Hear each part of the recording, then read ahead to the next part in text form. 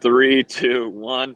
What's happening, guys? Logan Robinson here, live from Doak Campbell Stadium. We got to hear the Spear squad on here tonight after Florida State absolutely dominates Boston College 44-14, a sellout inside Doak Campbell Stadium. Trey Benson starts it off with a kick return to the crib, the first one since all the way back in 2013 when Kermit Whitfield brought it back in Pasadena. Trey Benson takes it for 6, and after that, this game is over in the first quarter. The Florida State Seminoles and Mike Norvell with a really impressive performance on Saturday night. With me this evening is Austin Veazey, our lead basketball writer up there in the corner, and then down below, Dustin Lewis, our editor-in-chief. Gentlemen, we were talking about the production meeting, Veazey, but another impressive performance against a Power 5 team. Even though with how Boston College is this year, that was a really nice performance to see from offense and defense.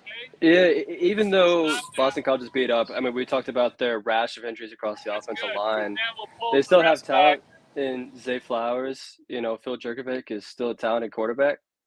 And, Florida State put it on them. They really did. I said it a couple times. I was surprised to see the line at 18, especially by the time the game closed. I think it was at 18 and a half. And Florida State just whooped them up and down the field all first half. And by halftime, it was completely over. You know, even the announcers were talking about it on ACC Network about this game's over. Boston College can't really do anything. You know, at this point, it's just about pride and putting at least some points on the board. Just not what I expected. And I'm pleasantly surprised about Florida State football for the first time in a long time.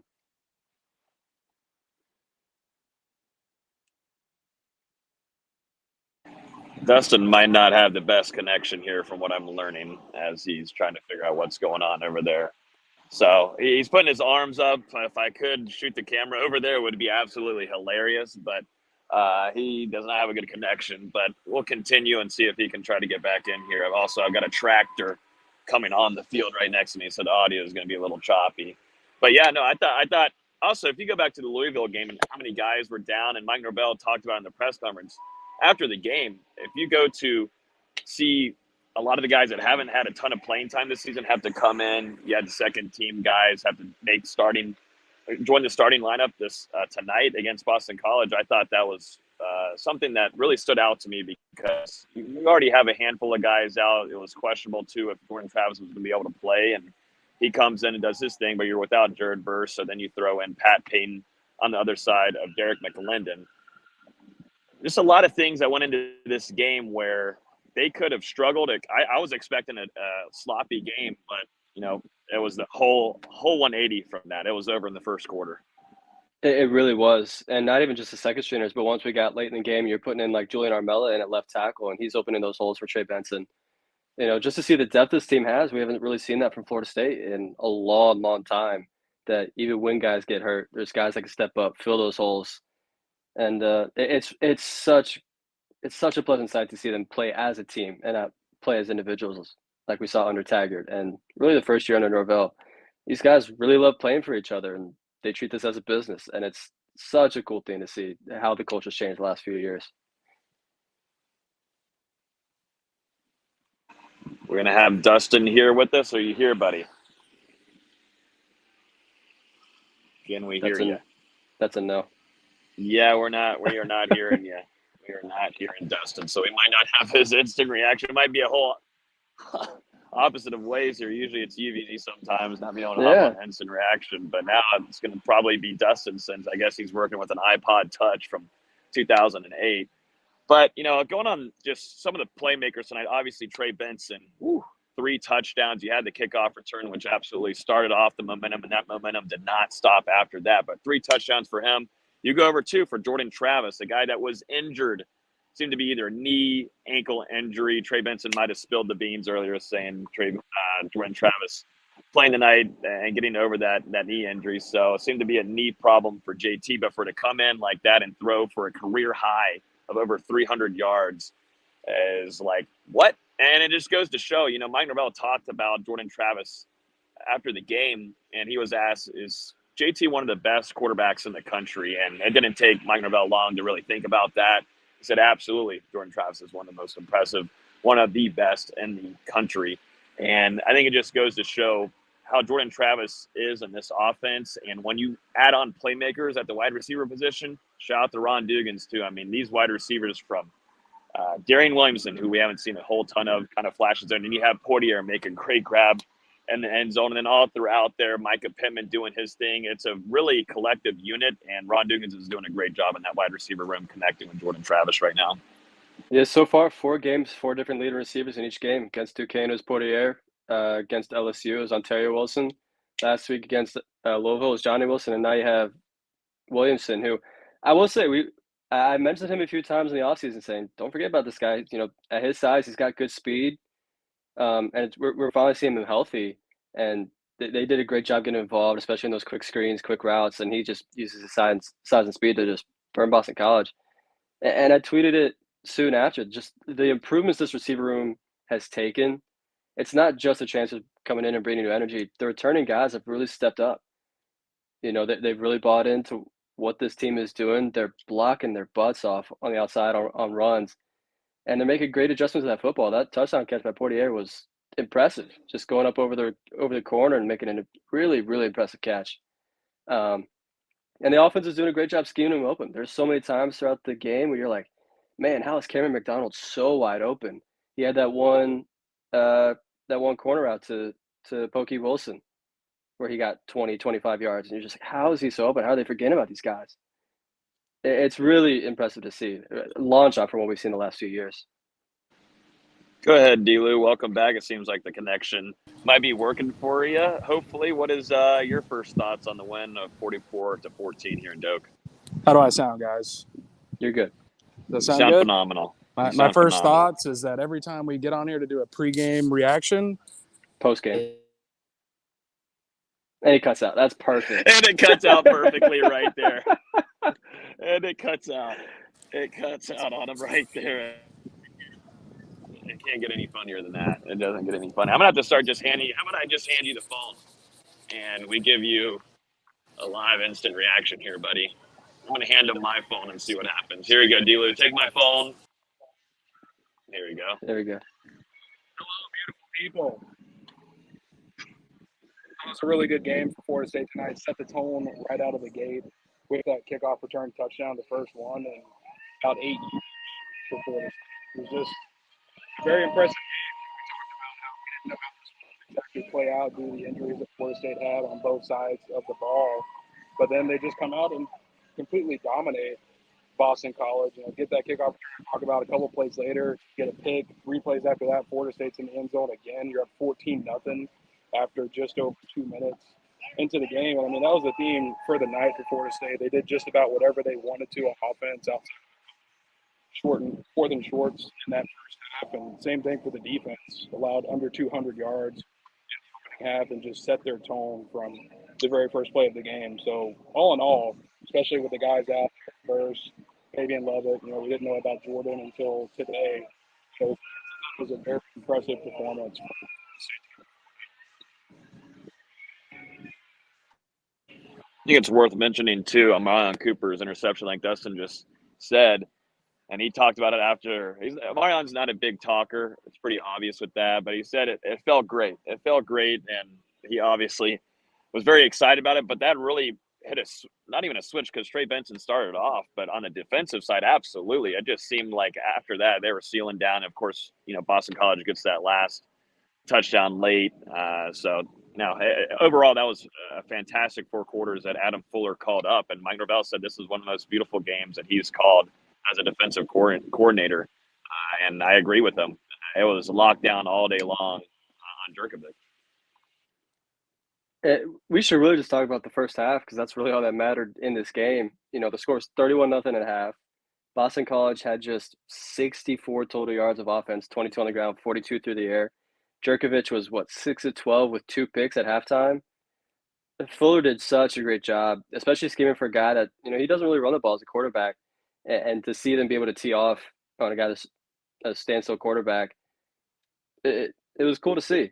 And, you know, you're going to get some really talented receiver in Zay Flowers, has a lot of speed. I think he ended up with 11 targets at the end of the game, and he only had, I got to check, what was it, 60? He had 45 yards on 11 targets. You know, Florida State did a great job scheming against him. just a really impressive game plan, and hopefully they can carry that into a really high-powered offense at Wake Forest next week. And moving back over to offense, I think we got to give a shout out to a couple redshirt sophomore wide receivers today, and Darion Williamson and Kentron Poiter.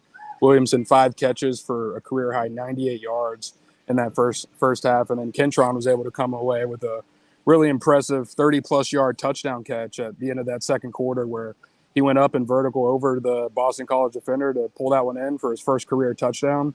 So some really big plays, not only by veterans tonight, but also some young guys who got in this program right when Mike Norvell was hired and have been working over the last couple of years. You know, in Williamson's case, he's dealt with some setbacks, and Mike Norvell mentioned he had a car accident before fall practice started. So very impressive performance for those two guys tonight. Who is y'all's player of the night, both offensively and defensively? I think offense is kind of clear there, but it's really a shot between Trey Benson and Jordan Travis, just the way that Travis had his career high with over 300 yards tonight. But what is y'all's? For me, it's got to be Jordan Travis, just because, I mean, he was terrific tonight. Coming off that injury, goes 16 out of 26, career high. Only 1 touchdown, but still, he was able to put the offense in multiple situations where they were able to punch it into the end zone, build up that lead against Boston College. And again, it was the way that Travis escaped from the pocket whenever Boston College put pressure on him. There was one time where he took it off and made a tremendous scramble and juked a couple defenders, but he was getting outside of that pocket and making plays downfield, avoiding defenders. It was the same Jordan Travis that we've seen all season. And despite having a brace on his left knee, you know, getting banged up against Louisville, he came out and looked really terrific tonight. They were able to get him out, you know, with a quarter and a half or so remaining in this ball game. So Travis getting some ample rest ahead of a really big game against Wake Forest next Saturday for Florida State. I think for me on offense, I'd go Trey Benson. I mean, he was just running with a full head of steam all night.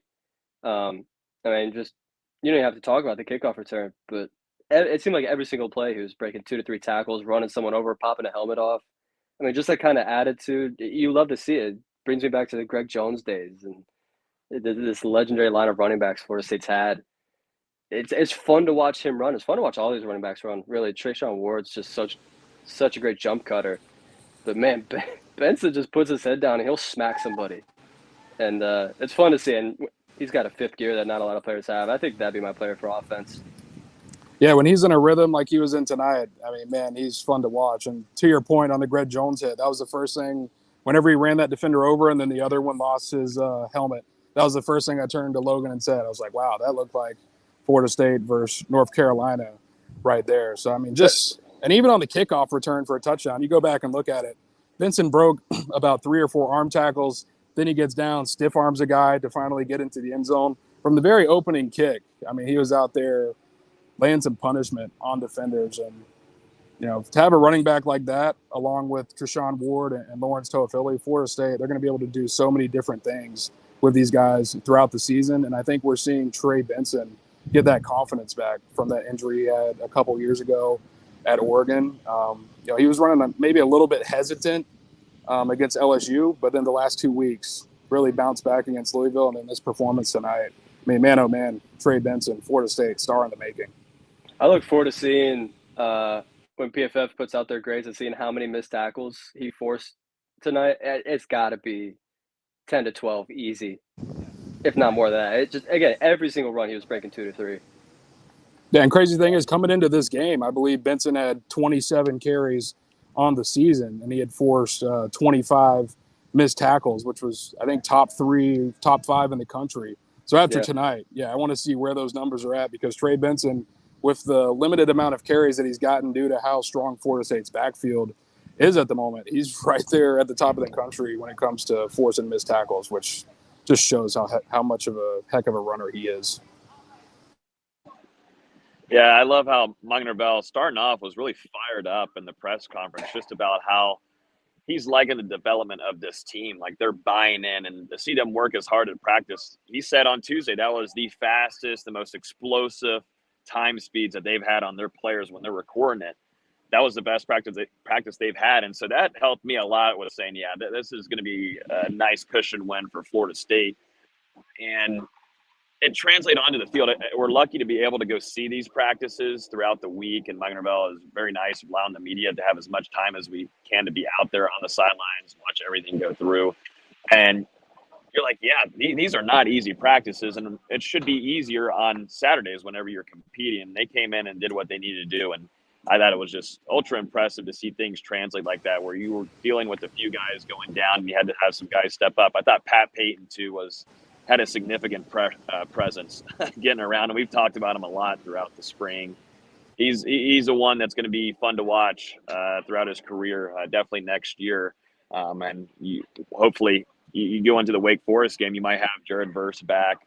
You get the rest Jordan Travis, like you were saying, Dustin, a little bit more until you go into that game.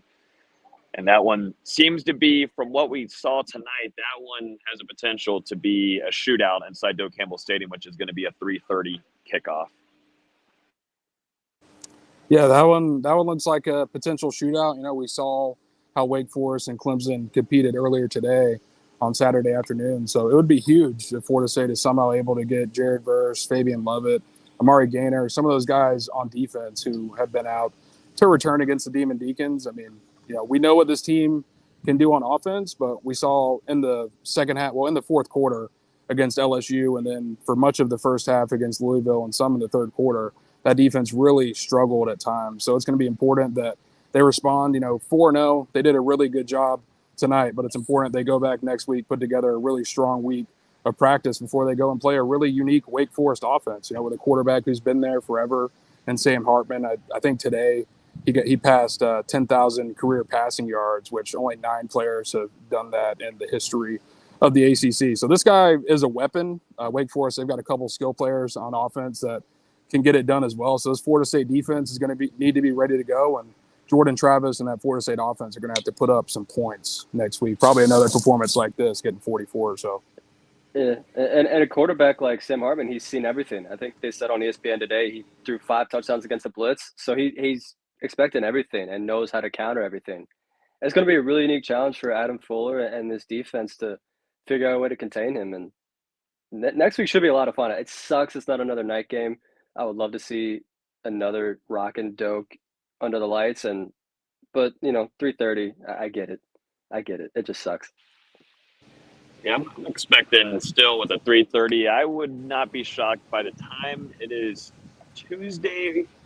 Tuesday will be the last day until this whole entire stadium is already sold out for this Wake Forest game. I think you're going to see, like Mike Norvell said, he absolutely loved the atmosphere tonight against a weaker opponent in Boston College. I mean, we haven't seen this before. A night game like this, sell out, first time since 2015, and you come in and, you know, Mike Norvell's got to be loving it for his first time getting a sellout like this. And I have a feeling it's not going to take too long for this stadium right here to sell out pretty quickly for what should be one of the most fun matchups in the ACC this upcoming weekend, this next weekend. Yeah, that's how you perform in front of a sold-out crowd and convince them to come to a couple more games. And like you said, I don't think it's going to take very long for Doak Campbell Stadium to sell out once again. Florida State likely going to be ranked whenever the polls are released on Sunday. And Wake Forest, despite losing close to Clemson, they'll probably stay in the top 25 as well. And Florida State, potential top 25 matchup in Tallahassee on Saturday afternoon next weekend to go to 3-0 in the conference before Florida State travels to North Carolina State and then has a date with Clemson, you know. So schedule really starting to beef up, and I think Florida State is ready for it at 4-0, but it would certainly benefit the Seminoles if they're able to get a couple of these injured guys back in the lineup so they can contribute. I was kind of hoping we might get a college game day next week, but there's a lot of good games next week. You got you got Clemson, NC State, you got Bama, Arkansas. There's another good game. I forget what it is, but there's 4 or 5 really good games next week. But still, a potential top 25 matchup for both teams in Tallahassee. It's been what, 7 years since we've seen that. It has to be the Clemson game. It was the last time we saw it in Tallahassee. Yeah. We've come a long way, and it's been a long time since people have had a reason to be excited about Florida State football, and you know, not just next week against Wake Forest, but to sell it against a bad Boston College team. I think that really says a lot about how excited the fans are for this team and the season going forward. Yeah, and to me, just my last thoughts on this game overall there was so many guys making plays all around. It was like a variety of guys. You got the running back room. You've got guys all over the place. Trayshawn Ward doing his thing. Obviously, Trey Benson being the highlight. Lawrence Toafili scores a touchdown. Then you go on the outside there to your wide receiver. Guys making plays left and right. And this was the first time I thought tonight where this offense really has found its footing. And you can rely on a lot of these targets that Jordan Travis is going to. Darian Williamson, who we haven't been able to see really fully healthy until it looks like tonight. And then Kentron Portier, where he flashes in the first game. A little slow here, and then here he goes. He pops off. You know, you don't need Johnny Wilson as much, but you get Micah Pittman. You throw him in there and get him into the mix. Malik McLean, like it just starts adding up to where, okay, it seems like this tree is expanding into its branches. It was just overall, at least offensively there, this offense is really expanding and utilizing their different targets as much as possible. I got to shout out Azareye'h Thomas for getting that tackle for loss in that reverse. I don't think I've ever seen a reverse get tackled from behind. Azareye'h Thomas came flying through the backfield to get that tackle. That was one of the craziest tackles I've ever seen from a defensive back. And from a true freshman, nonetheless, super, super impressive play. I know you mentioned Pat Payton earlier. That bend he showed off the edge for what should have been a sack instead of just laying at the quarterback's feet. He was impressive all night. It seemed like he was getting pressure after pressure. Some really nice flashes from some young guys. Yeah, and this is, to me, a game where we got to give some more credit to Ron Dugans. We talked about him yesterday when it came to winning out for five-star wide receiver Hakeem Williams. But then you look at the plays that these guys who are already at Florida State are making. You know, we saw how tremendous Ontario Wilson and Johnny Wilson were for Florida State over the past couple of weeks. And then tonight, like I said earlier, Darian Williamson, Kentron Porter, you mentioned Micah Pittman, Johnny Wilson, Malik McLean, a bunch of receivers making plays. And we thought the receivers would be better for Florida State when the 2022 season began, but I don't think that we realized that they would be at this caliber of play. And we're only a third of the way through the season, you know, so these young guys are only going to get even better and better over these next 8 games as Florida State tries to qualify for the postseason for the first time since 2019. Yeah, for Johnny Wilson, in 4 games, he has more yards at Florida State than he did in 2 seasons at Arizona State. I think that says something. Got you a damn quarterback, too. I was going to say, you got yourself a damn quarterback, that's for sure, in Tallahassee. He's going to get it to you. So, yeah, some of the throws tonight, I can't wait to go watch some of the film. But some of these throws that he was making, I mean, they're on time, on the route. It was pretty nice for Jordan Travis, your QB1, who didn't know if he'd be playing this weekend, comes in, looks good, uses legs too, got out of a safety right here in this end zone, scrambled out of that, and I was like, yeah, I think he's good to go. So overall, you know, Florida State, when they go like this and you're 4-0, it's easy to do instant reactions and keep on talking about it because there's so many good things to go over and there's so many good storylines. But for a dominating win like this, Florida State taking down Boston College 44-14, feels like the good old days a little bit for FSU fans. I think it just feels good. You're feeling like you're back in the good times. So anything else, gentlemen? Yeah, I just want to bring up just the progress that Mike Norvell has made since he arrived in Tallahassee. You know, 2-8, I believe, 3-8 over his first. I'm messing it up. I think it was 3-10 over his first 13 games, and then 9-3 over the last 12, which puts Norvell only 1 game under 500 now for his coaching career at Florida State, which is a far cry from where it started.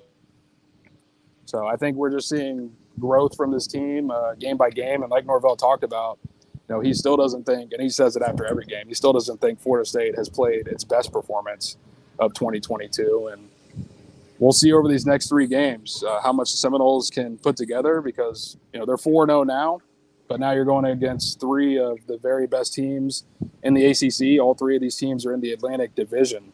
So depending on this stretch, it could very well decide who wins the Atlantic Division and then maybe the conference as a whole. So 3 weeks from now, we're going to know a lot about the 2022 Florida State Seminoles.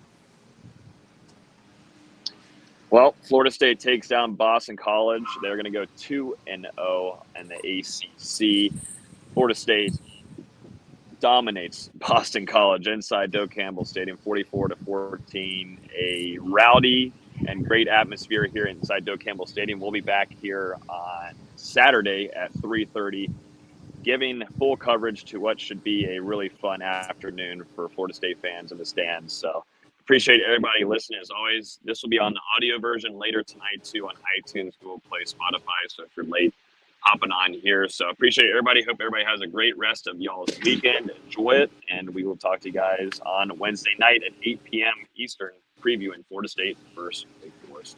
See you guys. And stay tuned. Stay tuned for recruiting reactions, because after a win like this, it's going to be buzzing. Yeah, a lot of recruits in town for this one too. A lot of recruits. Some big ones. So DJ Chester, 4-star running back Michael Mitchell. A lot of talent in the stands tonight for Florida State, not only in the 2023 class, but also in 2024 and 2025. Mm-hmm. A good night on the field and also on the trail for the Mike Norvell and the Florida State Seminoles. Everybody have a great rest of y'all's weekend. We'll talk to you guys on Wednesday night at 8 o'clock. Peace.